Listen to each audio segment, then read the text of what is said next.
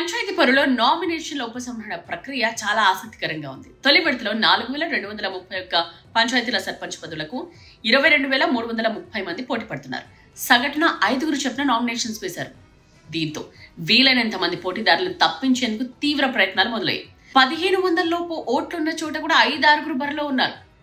ఇలా ఉంటే గెలుపోవడంలో తారుమారు అవుతాయనే ఉద్దేశంతో బుజ్జగింపులు మొదలుపెట్టారు. ఒకే పార్టీ మద్దతుతో నామినేషన్లు వేసిన వారిలో చాలా మంది ఒకరికొకరు బతిమలాడుకుంటున్నారు.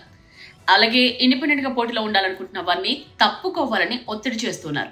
సో సామాజిక సమీకరణల ఆధారంగా ఎక్కువ ఓట్లున్న వర్గానికి చెందిన అభ్యర్థి పోటీలో ఉండేలా చూస్తున్నారు. సో ప్రత్యేకంగా బుజ్జగింపుల కోసమే కొందరు నాయకులకు 3 ప్రధాన పార్టీల ముఖ్య నేతలు బాధ్యతలు అప్పగిస్తున్నారట. ప్రతి ఓటు కీలకం కావడంతో వీలైనంత వరకు ఎక్కువ మంది పోటీలో ఉండకుండా చూడాలని ప్రధాన పార్టీల మద్దతుదారులు భావిస్తున్నారు. సో కొందరు పంచాయతీ స్థాయి నామినేషన్ వేసిన వారి పలుకుబడిని బట్టి 50,000 నుండి 5 లక్షల వరకు ఇస్తూ పోటీ నుండి విరమించేలా వ్యూహాలు అమలు చేస్తూ ఉన్నారు. సో మీ ఊర్లో ఎలా ఉంది పంచాయతీ ఎన్నికల హడావుడి?